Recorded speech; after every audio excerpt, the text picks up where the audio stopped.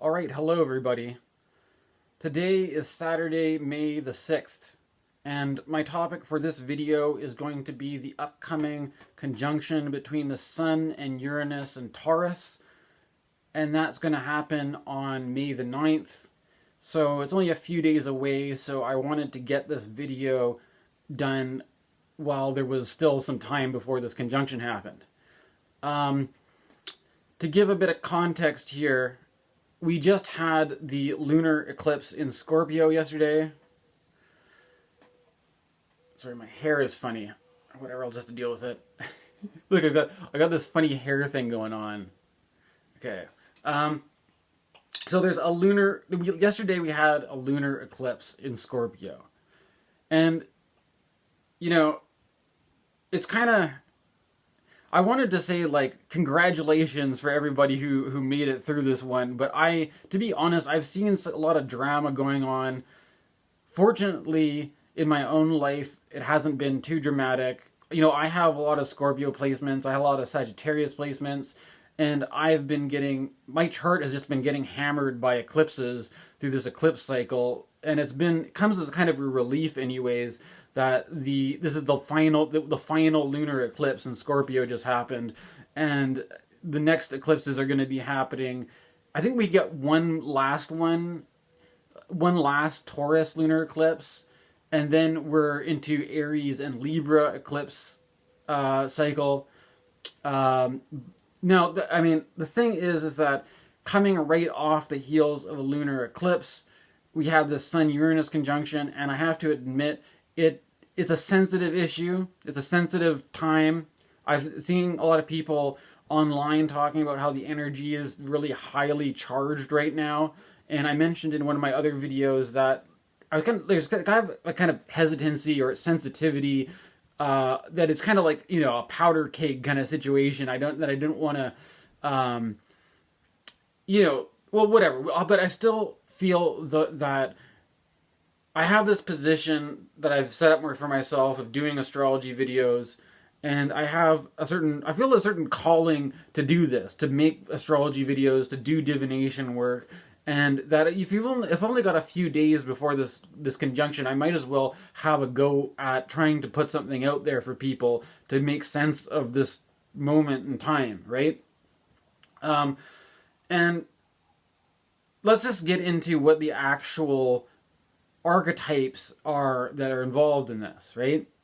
So, I mean, the Sun and Uranus, the Sun, in some way, I feel like it's so obvious in that it's like the big sun in the center of our solar system, and yet it seems to be the most overlooked because naturally, you know, when people talk about your sun sign, they're talking more about the sign than they're talking about the sun, right?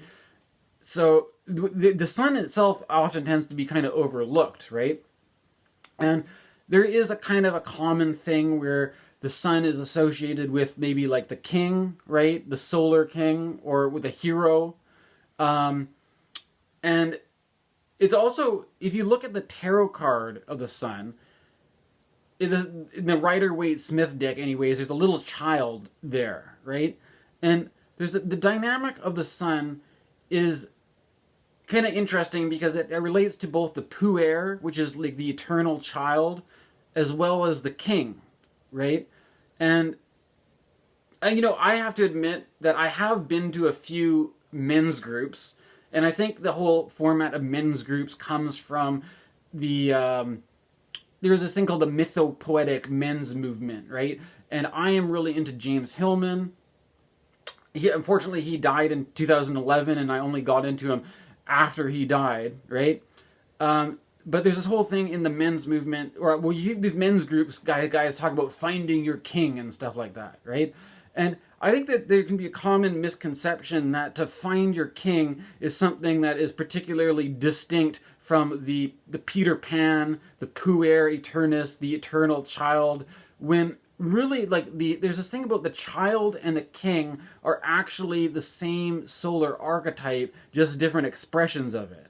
So, and there's this whole thing about the hero, to be the hero, is another kind, and that one of the criticisms that people have made about Jungian psychology, particularly the kind that's very influenced by, like Joseph Campbell. Like my parents were really big on Joseph Campbell.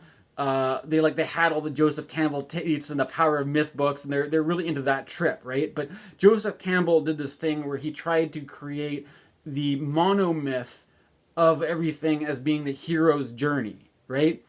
And this, I would argue, is basically like the solar fallacy, right? Or as there's some, I mean, this could just be my opinion, but this is my take on it. You're watching my video, you're getting my take. That Jungian psychology tends to have this thing about a movement towards wholeness, right? And that in Jungian psychology, they say that the movement towards wholeness is like a mandala or a circle or the sun or something like this, right? Or that the sun, to move towards wholeness is to embody the hero archetype, right? And I like James Hillman because he takes the approach of archetypal psychology where, I mean, the whole point of Jungian psychology is, one of the things they say is that the archetype is an archetype, you are not the archetype, right? So you don't want to be seized by any particular archetype. You don't want to have your life defined by one archetype and forget who you really are because you got a complex going on. You've got a hero complex. You've got a king complex. All this kind of stuff, right? And that is kind of, I think there's this whole, the risk of alchemy, one of the risks of alchemy is that making it all about trying to find gold, which is the solar thing, right? You have to keep in mind in astrology there are 7 planets, right? There's a lot more going on than just being about the sun. You have to take in consideration the wholeness, if anything, is to look at the whole picture, not just look at the sun and be blinded by the sun, right? And I have to admit too that in my last video I mentioned this thing about centering, right? And that the whole idea of centering and being centered comes from a solar archetype because the sun is the center of the solar system, right? Now, maybe previously, well, actually, we're not going to get into that. The whole these different ideas of whether the sun's the center of the universe or what the ancients thought. The fact of the matter is the sun is the center of the universe, right? And historical people can get over the history of those points of views and how long they've been around for, right? I'm not going to get into the historical detail of that right now, but I was reminded anyways that, just to put it out there, that this whole thing about being centered and being pulled out, there's a certain spiritual teacher that, my meditation teacher recommended to me when she first met me, Krishnamurti, right? Krishnamurti was an interesting guy because if you understand Theosophy, right, the Theosophical Society, they wanted to start like a new movement, a new order of teaching, a new kind that's going to bring the new age, and they handpicked this young child to be a teacher, right? And when the young child was Krishnamurti, and he said he had no interest. We're not going to do some sort of special order of teaching. He's gonna scrap the whole project because he was a teacher anyways. Krishnamurti is an interesting guy, right? Krishnamurti, one of the things that I got from Krishnamurti early on, you hang out with people in meditation, they always say, I got to try really hard to stay centered. There's all this stuff out there that's gonna pull me out of my center, and this kind of stuff. Krishnamurti said there is no center. Like the idea that the center is just an idea. Or in other words, the image of the sun is just another image. The symbol of the sun is just another symbol. And if you're going to be clear, if you're not going to be possessed by any one archetype, you're not going to be possessed by a center, you're not going to be possessed by a sun, you're not going to be possessed by the king, you're not going to be possessed by the hero, right? And this, I think, is an important thing to consider when we're having a Sun-Uranus conjunction, which I'll go into a little bit more. One of the things that I have I have to also get into is that I have mentioned this book Be Here Now by Ram Dass, and this is actually a really helpful book. And of course, there's a circle here, and there's a chair, and you can think about being present and being centered. There may be different things. You don't just conflate being centered with being present. It might mean something different, right? And one of the things that I found was, it may, well, whatever. Who knows who's watching it? Who knows what they're going to make of this? But it's always important to remember Kali. As Ram Dass portrays her, the divine mother Kali. It's fearsome female goddess deity, right? Don't forget Kali, right? And one of the things that I thought was really remarkable about this Kali, let me see if I can find it here.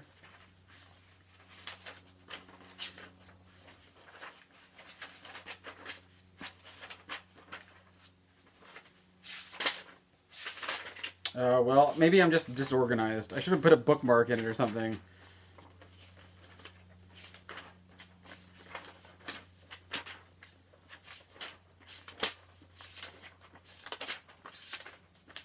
Oh, well, I don't even know. Well, the point is that in somewhere, at least maybe I'm just forget. I don't know.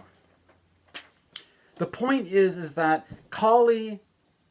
And somewhere in that book, I thought I remembered that Kali had the sun. She has this necklace of skulls, right? Kali's the ultimate demon slayer, and Ram Dass reminds us that even the sun is an emblem on Kali's necklace, right? That even this thing that we are so afraid of as the king, the hero, the solar sun, even that is just a symbol that Kali keeps on her necklace, and that it's just another symbol that's there to teach you something, right? In the grand Maya, the grand dance of life, right?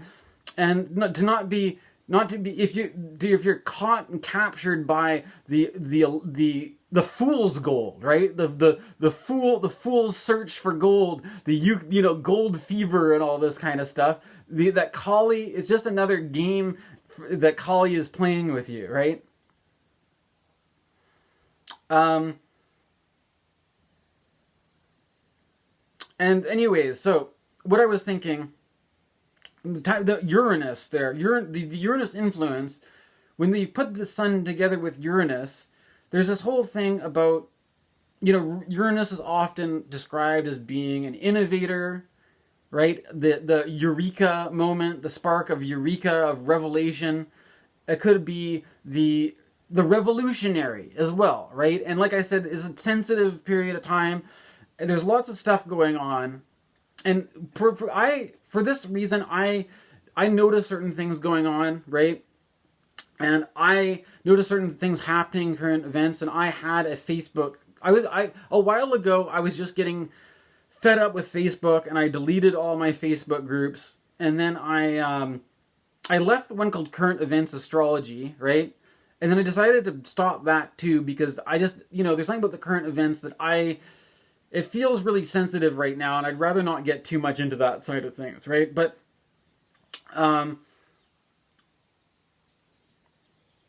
maybe it's better to keep it talking about the myths, about the archetypes, right? And so the myths and the archetypes, what's his name? Rick Tarnas, right? Rick Tarnas, who wrote Cosmos and Psyche, makes an argument for Prometheus, right? To consider Uranus as being more of a Prometheus archetype rather than Uranus, the sky god, right?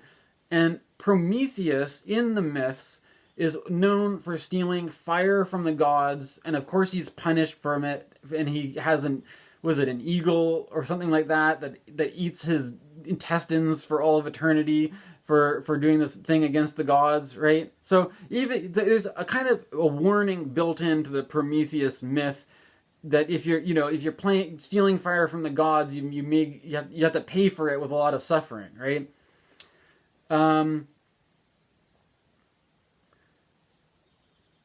But if we stick with this image, though, the idea of stealing fire from the gods, and we remember the sun.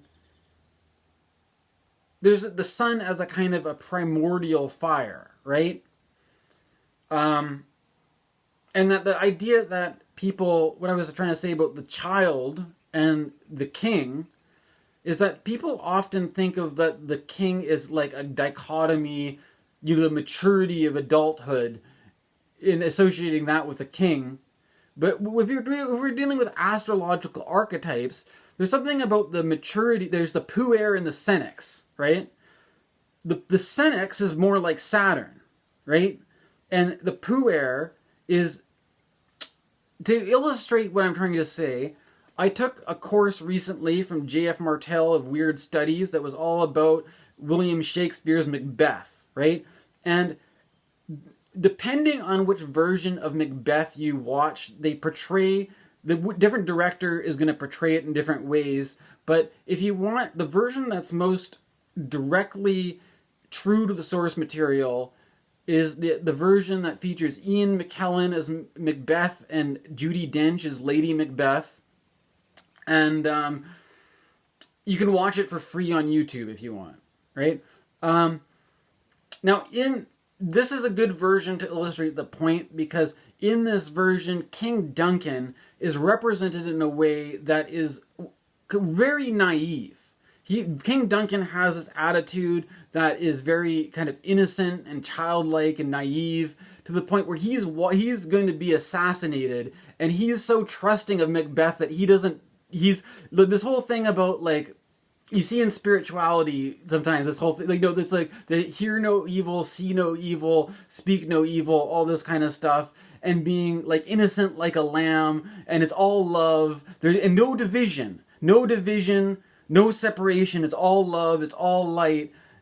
And there's a kind of a warning in Macbeth where, I mean, if you take that attitude, it's like the solar archetype, which is both the young, innocent child, and it's also the good king. The king who is the benevolent king, and the good Christian God who's contrasted by the devil, right? And in Macbeth is kind of like a black devil, in contrast to this innocent, naive, childlike king, right? And the problem is that if those qualities of light and darkness become too far out of balance, you're liable to have problems come out of that, basically, right?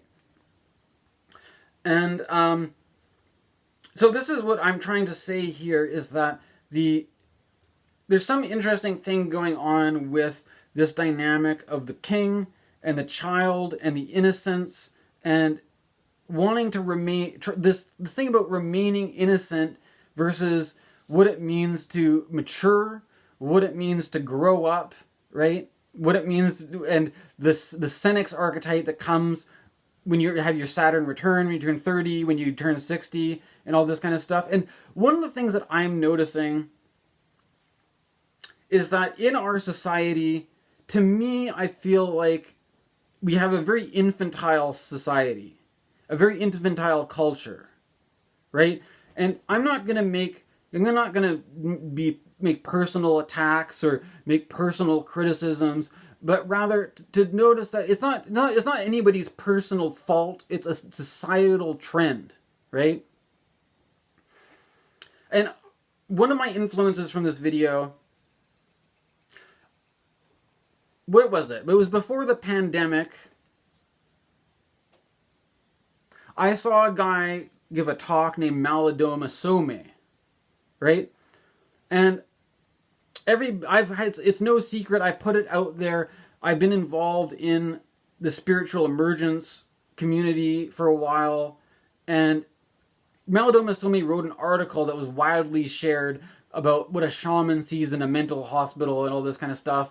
And the thing is that I honestly think that Malidoma Some was a remarkable guy. He had some remarkable things to say. And I took advantage of the fact before COVID happened, before everything was just Zoom meetings, I took advantage of being able to see Malidoma Some in person at the Unitarian Church in Vancouver. And it was quite an experience to be in the room with this guy and really listen to what he had to say, right? And that there's a talk that I've listened to, and one of these talks I recommend. You can go back and listen to the same thing again, and you might get more out of it the second time, or that you're only gonna hear what the person has to say if you're ready to hear what he has to say, or where your awareness is, or where your perception is, what's coming through. And if you can't, you may not get much out of it if you're not at that point where you can really get into it, right? But one of the things Malidoma was talking about was that he's talking about the blessing and the curse, right? And that there's this idea is that when we haven't been blessed, it's like when we haven't been blessed, we remain in an infantile place, right? We don't develop, we don't grow out of these patterns, right? And we have these things where, it's like Lord of the Flies, right? It's like we're living in a society of a bunch of people that are really like children. That there's this whole thing that when Nietzsche said that God is dead and we have killed him and all this kind of stuff, and that JF in his Taurus of MacBeth was talking about how the death of Duncan, this innocent, naive king, is sort of like the death of God or whatever, right? And with Uranus, there's this whole thing about like stealing the fire, right? And that there's almost like there's also this. It's kind of a cliche almost that like it's shared as a meme. Well, maybe it's not a cliche, but I feel like it's too super. It's like a surface level look that it's like the child who's not embraced by the village will burn it down to feel its warmth, and I think that's kind of like the danger of Sun and Uranus, but not just Sun and Uranus. It's Sun and Uranus in a cursed society, right? If Sun and Uranus has the blessing, then there's something beautiful about the fire. Then the fire is the fire of love. There's something about the teacher that I was also introduced to by my my meditation teacher teaches in the Ramana Maharshi tradition, and and one of the students of Ramana Maharshi was this guy Papaji, and he wrote this book here. I got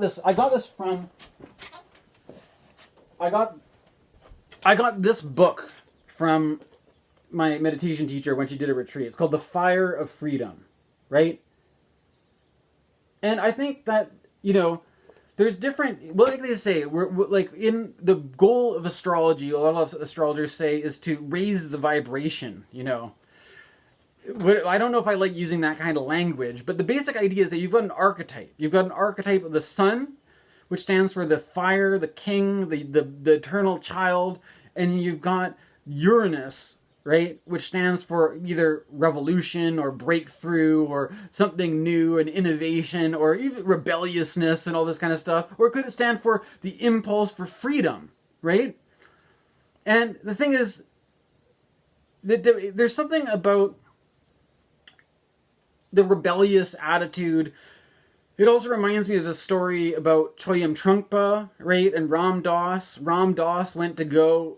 there's this thing about Choyam Trungpa has a reputation of a guy who would like smoke weed and be drunk and sleep around. And so Ram Dass and some of his friends were like, "Oh, we're meeting Trungpa tonight. Let's go party with Trungpa and let's get stoned." And then they come to meet Trungpa, and they're expecting Trungpa to be like, like this kind of like crazy party, Buddhist guy. And then Trungpa is just really serious, and he's like, "Hey, like, we've got responsibility here, right?" And then it just fucking like freaks you. Go, if you're stoned and like kind of like paranoid, and then you got the guy who you thought you'd get away with this from, give you like really like you're gonna be a spiritual teacher, and you got it's not just that, like it's like you're just because you're a teacher you're not supposed to indulge or something. It's like there's this idea that what does freedom really mean, right? Like if freedom means that we don't have a king, we don't have a despot, we don't have a dictator ruling over us, that we are free men to do our own thing, to be free. When you have a king, when you have a system of laws and you have all this stuff controlling things for you, if things mess up, you can say, oh, well, you can blame it on all this whole structure, right? But if you're actually free, you have to take responsibility for that structure yourself, right? And what I see of people who apparently proclaim to really be freedom lovers, I don't know. Maybe I don't want to. Maybe there's people who love freedom that aren't like this. But the people that I have met who make a big deal of freedom, like, they don't seem like the most responsible people. And their version of freedom is a very childish kind of freedom. It's a freedom that keeps them basically at the level of being a child, being an adolescent, being a teenager. And that is kind of, I think, the risk of Sun and Uranus right now, is that we have a very juvenile, very infantile, very adolescent kind of idea of what this means. And that if you really, really want freedom, you have to realize that it may involve so much responsibility that it may not even feel like freedom anymore. You know what I mean? If you really take that responsibility onto yourself, you may completely reconsider what this freedom means. And of course, there's other things going on. Like I said, in current events, there's a lot of talk about AI technology, right? And I'm honestly, I played around with Midjourney, the image software, the image generator, the visual art generator a lot last year. I had a phase with it where I was kind of like, on a little like novelty binge, right? Like it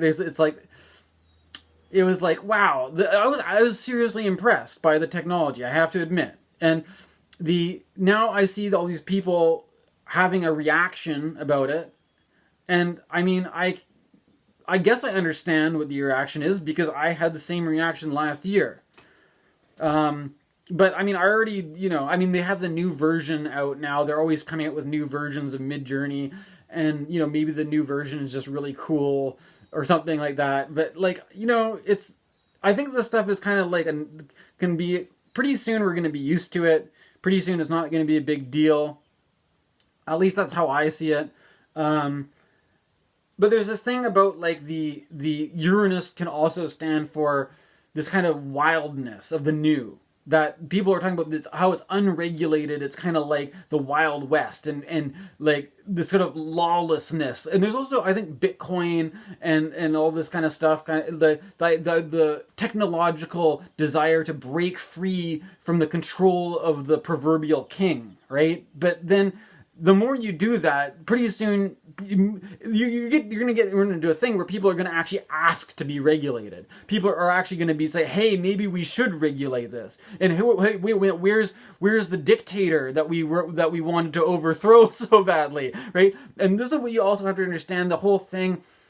There's a line from George Orwell that said, George Orwell said that all revolutions are failures. It's just that some revolutions fail in some ways other than different than others, right?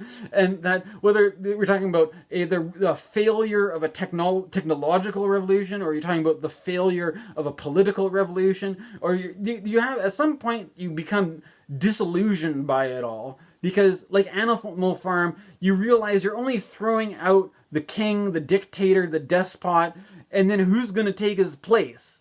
And then and you realize that the hero and the rebel and all this kind of stuff that are all good intention, they're innocent, right? They're innocent because they don't see the dark side and then once you are whole, then you have to be the king. You either are the innocent, benevolent king, and you have some, you have some devil in the shadows doing your dirty work for you, like MacBeth, right? Or you or you take that on, that you have to, as the Jungians say, work with the polarity of the opposites, right? The light and the dark, the good and the bad, and we can't just be naive, innocent children anymore if we really want to overthrow the despotism, the control, and all this kind of stuff, and find freedom, right? And you could take, there's freedom on all these different levels. There's freedom on the level of personal autonomy, making personal choices. And then there's a freedom of a spiritual freedom. But they're all included, I think, within this archetype of the sun, the fire, the primordial origin, and Uranus being the one who steals the fire. This to steal the fire and give it out. But then I mean, I have to take responsibility even for making a video like this, right? And I'm just, I think this has been half an hour now.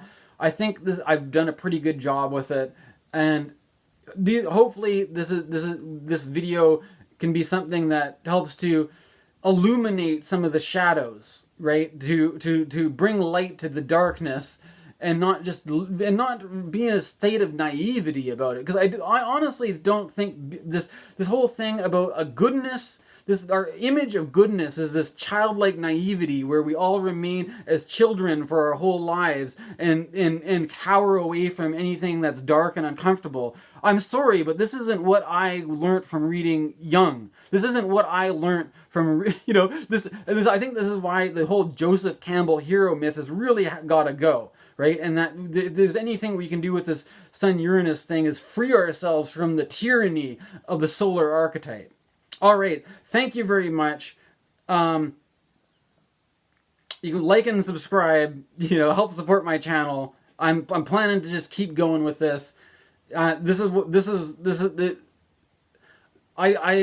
really do feel like astrology is something I want to keep going with. Thank you very much.